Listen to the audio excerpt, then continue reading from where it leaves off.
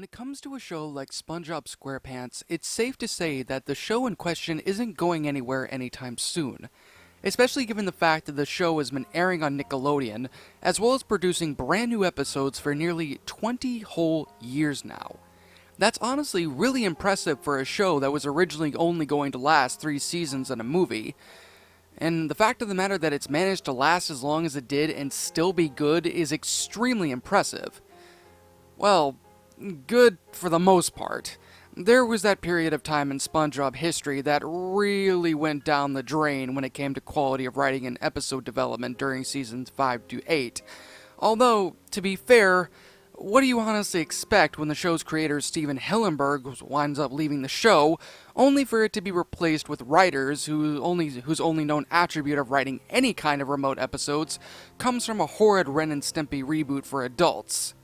Still though, even in the darkest moments of SpongeBob's timeline, there still were episodes of the show that actually were quite good and memorable. Maybe not as memorable as the golden seasons of season 1 to 3, but still pretty noteworthy. With all that said though, there are some things that I genuinely can say that I'm thankful for when it comes to the series, and I'll always be indebted to it for that. Especially with the recent passing of Steven Hillenburg, the love that I have for the show will only continue to grow more and more as the years go on and the show continues to go stronger and stronger. Now, of course, with every great show in the world, there's likely to be a few major plot points or questions that are often shown about in said series as a way of keeping the audience particularly glued to the show itself. Now, these questions usually take a whole lot of time to actually answer, and even more often than not, these questions never get answered at all. This may be due to many different kinds of factors, specifically things like issues with productions, cancellation of the show or specific episodes, or just the writers and producers completely forgetting about the question entirely. For the show SpongeBob, there are many different plot points that still to this very day need to be addressed in the show. One of these questions is one that most fans have been asking for years. When will Plankton finally get the Krabby Patty secret formula? Of course, most of the producers of the show, if you ask them that question, will be quick to point out the first SpongeBob movie as your main answer. However, this was only a concept that was answered after the first 3 seasons of the show, and hadn't been planned on being answered at all until production of the first movie started. Of course, that little answer that they give you is the only one that they want you to know about. You see, there is a bit of a rumor, well, a small one, that had gone around online during the early stages of the internet and AOL on various forum chat rooms about an episode of SpongeBob that had been produced back during mid-season 2 of the show. Now, given the fact that it was the early 2000s and the internet was still but an infant in its early stages, it wasn't really that difficult for Nickelodeon higher-ups to find out what was going on and quickly take down the chat rooms discussing the episode and snuff out any kind of possible theories or whatnot about the reasonings for the creation of the episode, what it was meant for, and what it was about. Now, why exactly would Nickelodeon do this kind of thing? Well, it really shouldn't come as much of a surprise to anyone, but it mostly has to do with PR, personal reputation of the company. Nickelodeon at the time was still in the process of growing as much as they could, and with SpongeBob being the main lifeline that kept the company afloat for years, it really wasn't a risk that they were willing to take, as something like that getting particularly leaked to the public would definitely do a lot more damage than good. Thankfully though, after many years, it's very much unlikely that anyone at Nick would ever bat an eye about what I'm about to tell you. And in retrospect, with all the shady things that Nickelodeon does behind the scenes, a single forgotten episode is likely not going to be much of an issue to them. Of course, many of you are likely asking about how I know about this episode. And to answer your question, I was one of the many people that was a part of that one chat room that specifically talked about the episode before it had been taken down. Now, this wasn't like the typical kind of chat conversation that went on in chat rooms at the time. This is kind of like the earliest method of Yahoo Answers. At least that's kind of what I wound up getting out of it after years and years of, well, trying to figure it out. Basically, this was just one person making a giant wall of text about the episode in question, and then asking everybody what they all thought about it. Now, originally, I had thought that this was something that was made up by a troll on the internet to mess around with people. That is, however, until I found out about what Nick did to try and silence what was being said. Thankfully, I actually had personally archived the chat room and printed the whole thing out on a couple of slices of paper before putting it into an old folder and practically forgetting about it until a good few weeks ago after cleaning out my old computer junk that was pretty much stuck into my closet to nearly be forgotten. Take what you want from this post. I'm not here to really make anybody believe me, and it's possible that someone may have possibly just been messing with me and countless other people as well for a simple prank. But even then, try and have a bit of an open mind about the whole thing.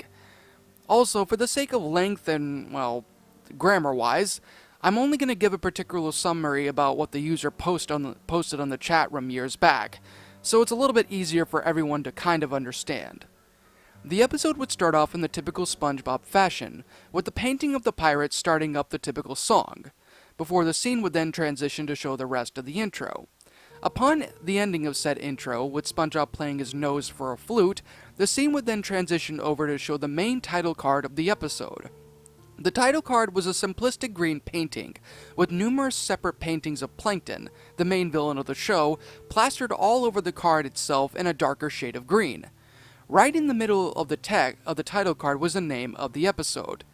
It was entitled Plankton's Win, written in the same bubbly font. The scene then transitioned over to show the names of the creators of the show, the writer, etc., before quickly transitioning over to show a shot of the chum bucket, with the simple music playing in the background. The camera then immediately wound up cutting to show Plankton in the dining area of the chum bucket, sitting down at one of the tables, sulking as they usually did. It's then that Plankton starts to mope around a bit, trying to figure out why exactly his restaurant was completely failing, despite his constant attempts to steal the Krabby Patty's secret formula. It's then that he immediately gets up from where he's sitting at, and then walks over towards a window where he continues to sulk after the camera cuts to show a long line of customers lined up at the Krusty Krab. He does this for a good few minutes before going over towards his lab, where his computer wife Karen proceeds to ask him what was wrong. Plankton then goes on the usual tirade, as he had done earlier, to which Karen begins to suggest a plan. The plan in question is to simply manipulate SpongeBob's evil mind and then attempt to try and slowly lure him into going to work for Plankton. As always, though, Plankton dismisses what his wife is saying and then proceeds to try and come up with a better plan, in his own words, to steal the secret formula, as he usually tends to do. It's then that the scene would then transition over to show the interior of the Krusty Krab, a little bit later in time apparently, with a large crowd of people demanding their Krabby Patties in a rather insane and violent manner. Squidward, as always in the early seasons, really doesn't seem to give much of a care about what the other customers and their demands were. However, a quick cut into the kitchen proceeded to show SpongeBob running literally all over the place, attempting to fill as many orders as he possibly could. He grills the patties, pulls the fries out of the fryer, sending grease literally splattering all over the place, and then proceeds to finish the rest of the orders up by literally stepping on the ketchup, mustard, and mayonnaise jars and things like that. Squidward, upon seeing that the orders were 100% completed, starts handing them off to the customers one by one. This goes on for a good few minutes more until the camera cuts to show SpongeBob, once again in the kitchen, lying on the floor and panting with complete and utter exhaustion. SpongeBob then comments about the work being extremely hard that day and that he really needed a break. Which, after uttering the word break, Mr. Krabs bursts through the door into the kitchen and walks in rather quickly. It's then that Mr. Krabs, in a rather cruel manner, starts to berate SpongeBob about wanting a break, and then, as some form of punishment, proceeds to tell him that he has to work the whole night shift with no breaks whatsoever. SpongeBob, rather upset about what Mr. Krabs had said, accepts what he was given, and Mr. Krabs proceeds to walk back into his office without another word being said. It's then, right after that, that Squidward pops his head out of the kitchen window and then proceeds to start mocking SpongeBob for getting in trouble. SpongeBob simply sighs and continues on working throughout the day. This continues on until it's closing time for the Krusty Krab. However, like Mr. Krabs said, SpongeBob had to work the full night shift, taking any possible orders and cooking them as well. SpongeBob proceeded to start objecting, mentioning about his pet snail Gary and about how he had to feed him, and that he also needs to do a bunch of other stuff at home, but it falls on deaf ears. Mr. Krabs and Squidward both leave the Krusty Krab, leaving SpongeBob alone in the dining area. SpongeBob at this point seems rather upset by everything, and then proceeds to go and start mopping up the floors. However, just as he starts up mopping, Plankton's disembodied voice calls out to SpongeBob. SpongeBob, rightfully so, jumps in fright after hearing this, and immediately grabs onto one of the major support beams on the ceiling. It's then that Plankton's voice calls out once again, and this time SpongeBob not only recognizes it, but calms himself down before lowering himself down off of the beam itself in a careful manner. Upon doing so, SpongeBob is then met with Plankton standing on top of one of the tables, and motions for SpongeBob to follow his voice, which SpongeBob does without any kind of complaints or issues. It's then that SpongeBob and Plankton proceed to have a conversation about Mr. Krabs and Squidward, and the things like that, and the conversation quickly gets heated. SpongeBob then proceeds to boot Plankton out of the Krusty Krab for insulting his job, and then asking him to work for Plankton in the process. Now, Plankton isn't even fazed by what had just happened, and instead simply brushes himself off, turns towards SpongeBob, and tells him that the offer is still on the table if he's interested. SpongeBob simply slams both doors together and continues on with his work. The scene would then transition over to the next day, back to the kitchen, with SpongeBob working his butt off getting all the Krabby Patties to the customers. Then, once he's done with that, the scene would immediately cut to show more and more customers coming into the restaurant, blabbering out random orders and the like to Squidward, who in turn wrote them all down and tossed them over to SpongeBob, who groaned and immediately went back to work cooking the patties. As he does this, the faint echo of Plankton's offer plays in SpongeBob's head a few times, with each time SpongeBob immediately shaking his head, trying to get the thought out of his mind and continue on focusing on his work. After a while, he was finally done with his job and what he was doing.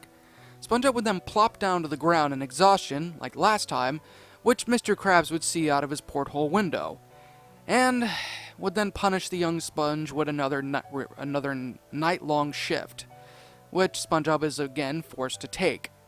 And like with last night, Plankton shows up at the Krusty Krab and again offers SpongeBob a better opportunity, even saying that he's willing to pay him 10 times what he receives now. But SpongeBob still continues to refuse. The majority of the episode is pretty much the same thing going on throughout the course of a few days, at least in the episode, with the growth of the customers becoming completely staggering and mob-like in the process, and Mr. Krabs' berating and punishments growing more and more harsh with each day of progression. But every single time SpongeBob worked the night shift, Plankton would always be there, offering more and more opportunities if SpongeBob only worked for him. And each time, SpongeBob's hesitance grew lesser and lesser as the days went on. Plankton himself even went as so far to actually tell SpongeBob, "I honestly don't know why you even stick up for this greasy fast food joint anymore, SpongeBob. Especially after Mr. Krabs has been treating you like an urchin, and Squidward has been mocking you like crazy. I understand you've wanted to work at this place for the longest time, but is it really worth taking in any more of those dumbbells? Now, if you work for me and help me out, then I promise you I will treat you and pay you better than what Krabs could ever give you." The final straw was the fifth and final day. Payday, apparently. As SpongeBob is finally cleaning up the last of the Krusty Krab, SpongeBob finally receives his paycheck from Mr. Krabs in the process. SpongeBob then proceeds to open up the envelope to find a check for $50. This, in turn, freaks SpongeBob out a good bit, and he proceeds to spin around to Mr. Krabs and ask him in a panicked manner why his paycheck was so very low. Mr. Krabs then goes on a tirade about SpongeBob being extremely lazy, and how he was practically docking SpongeBob's pay by $10 with each minute SpongeBob didn't work, and that, to add insult to injury, he wasn't even getting paid for the hours worked at night. This is where the episode really started to kind of go downhill. SpongeBob's expression is more than shocked at what Mr. Krabs had told him, and it seemed that something had practically snapped inside of him, because SpongeBob, in a fit of rage, punched Mr. Krabs square in the jaw, check in hand, before glaring down at him and proceeding to let out various calls and insults at him like a complete sailor. Basically calling him out for being a disgusting cheapskate that he was, for not paying him what he had deserved all those years, and basically, well, treating him like garbage all these years. This in turn caused Squidward to start laughing his nasal laugh, which SpongeBob immediately wound up shutting him up with a swift slap to his face before going off on him as well, telling Squidward how he was a jerk, and that he hoped that he got ran over by a bus before exploding into a giant mushroom cloud. Then, as a final nail to the coffin on SpongeBob's rant, he proceeded to yell out that he officially had quit his job with the Krusty Krab and was going to work for the Chum Bucket with Plankton. Squidward and Mr. Krabs then proceed in a rather pathetic kind of way to try and convince SpongeBob to reconsider his decision, but SpongeBob had already walked out of the door at that point. The scene would then focus on Squidward and Mr. Krabs for a small bit before a radio-esque sound came out of Mr. Krabs' back pocket. The voice on the other end was Plankton's voice, asking both Mr. Krabs and Squidward if everything had gone out to plan. In nearly an instant, both Squidward and Mr. Krabs peeled off their skins, revealing a robotic versions of the two below it. Robot Krabs and Robot Squidward then proceeded to grab at the walkie-talkie and answer back in a robotic voice that the plan had gone well and that SpongeBob was making his way all the way over there. The scene would then cut to show Mr. Krabs and Squidward, the real Mr. Krabs and Squidward, hog-tied in a separate room with Plankton standing next to a separate walkie-talkie next to him. He then proceeds to thank the two robots for their actions and then orders them to go back to the Chum Bucket and recharge. Before and once he's completed with that, the sound of a pair of doors bursting open plays, which in turn causes Plankton to jump with joy before immediately running off-screen and apparently out of the room. The scene would then cut to show SpongeBob making his way over towards the front counter of the Chum Bucket, where he was quickly greeted by Plankton, who in turn asked SpongeBob if he was still interested in that deal that he had offered. SpongeBob sighs and then answers that he has accepted the deal and will work for him from now on. Plankton then extends his small green hand over towards SpongeBob, and they both proceed to shake hands together. Plankton smiles widely and then welcomes SpongeBob to his brand new job. The scene then transitions over to show Mr. Krabs and Squidward, still completely tied up, in the unknown room. Mr. Krabs is watching a small television broadcasting SpongeBob's deal with Plankton, and he soon bursts into tears at the loss of his best fry cook. Squidward, however, remains rather unfazed by the whole thing, and only continues to struggle to get out of the bonds that he's stuck in. However, during Mr. Krabs' crying, some of the tears got onto Squidward's restraints and loosened them up, allowing the cephalopod to get his tentacles completely free from the bonds. This in turn caused Squidward to tell Mr. Krabs to keep on crying, which he does in an extremely comedic manner after Squidward proceeds to start telling him about various depressing things, like losing the Krusty Krab and whatnot, which in turn ultimately gets the two of them free. And as that happens, Mr. Krabs then proceeds to try and find a way, with Squidward's help, to get to SpongeBob and tell him about what actually had happened. This is led by both Mr. Krabs and Squidward attempting to try and find a way out of the room through various ways. As they do this, the scene then reverts back to show Plankton making his way with SpongeBob into the main kitchen area of the restaurant, giving him a tour of the place. It's then, after the tour, that Plankton starts to ask SpongeBob, in a rather discreet manner, about the Krabby Patty's secret formula. However, SpongeBob sees right through this, and even tells Plankton that it's way too soon to discuss that now, but that he'd be willing to discuss it after a few days. Plankton reluctantly agrees to this, and then offers SpongeBob the rest of the day off, with pay that is. However, just as SpongeBob is about to say something, both Mr. Krabs and Squidward burst out through a random door in the kitchen, startling SpongeBob and freaking Plankton out in the process. SpongeBob immediately looks at his two former workers and boss with confusion as to how in the world they got there in the first place, which SpongeBob proceeded to ask in that same kind of manner, even making a mentioning of, the fact that they were just at the Krusty Krab. Mr. Krabs and Squidward then immediately tell the whole story about what had apparently happened, with a nice little flashback to complement the scene. In a nutshell, what had happened to the two of them was that during their shift, before Mr. Krabs had yelled at SpongeBob the first time around, Plankton had gone up behind them and knocked the both of them out during work a few days back without anybody noticing. And in their place, Plankton had put up two separate robots that looked and acted just like them, only much more cruel and heartless. The plan, as I said, Plankton had told numerous times as they had been captured, was to have SpongeBob be completely and utterly bossed around and everything by the two robots. And while the insanity continued on in the kitchen, Plankton would go to the young Sponge and then proposition a better opportunity by working with them.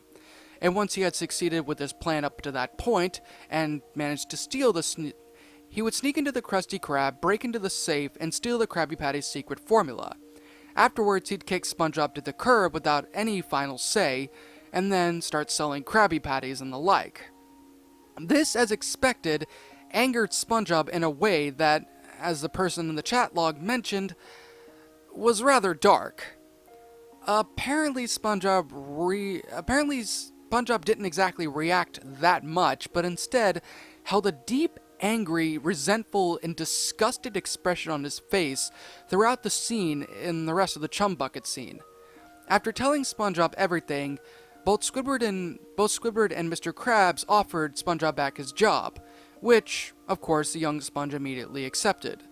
Then, Mr. Krabs then proceeded to go over to a phone and ask if SpongeBob wanted to have the police be called and reported.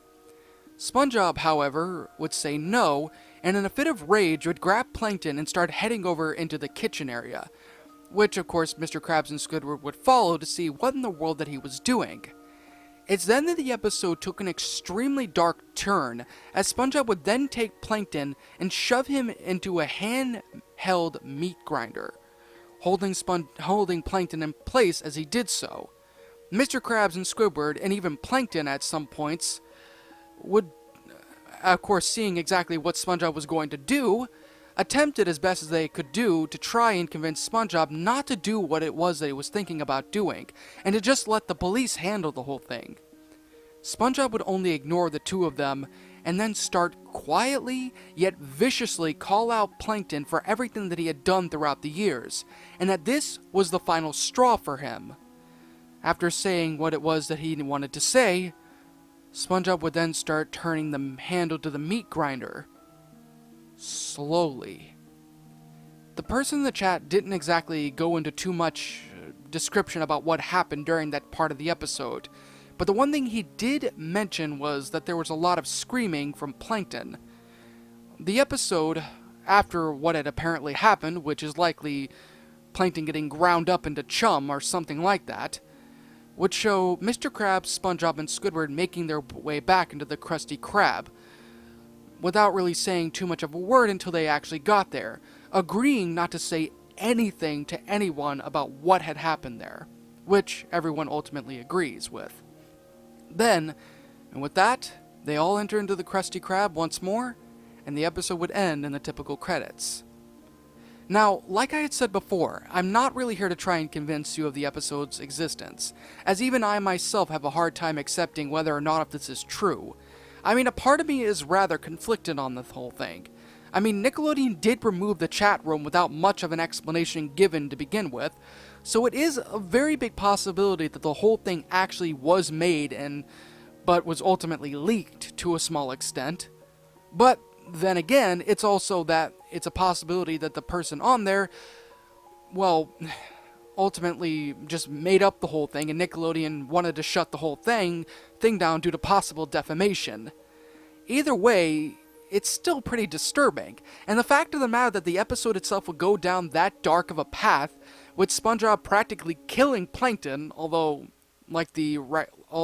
not exactly explicitly mentioned, due to the fact that the person not making a mention of whether or not if he did or not, it's still extremely messed up, to be completely and utterly honest, that SpongeBob would do that kind of thing.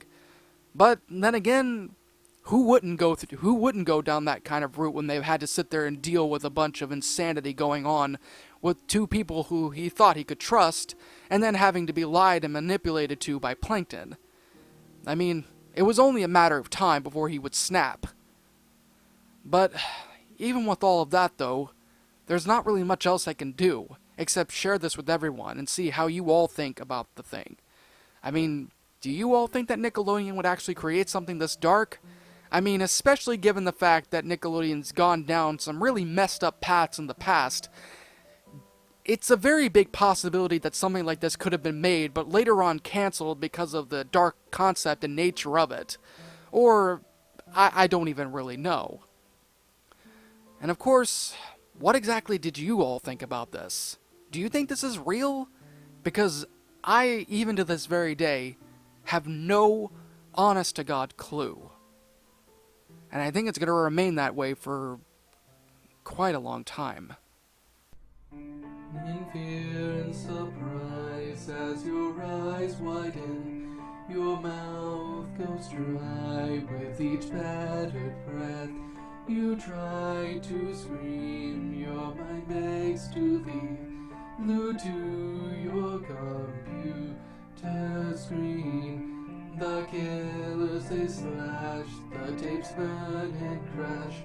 The cartridge you bought will be your final haunt. The rituals of hate will seal your fate.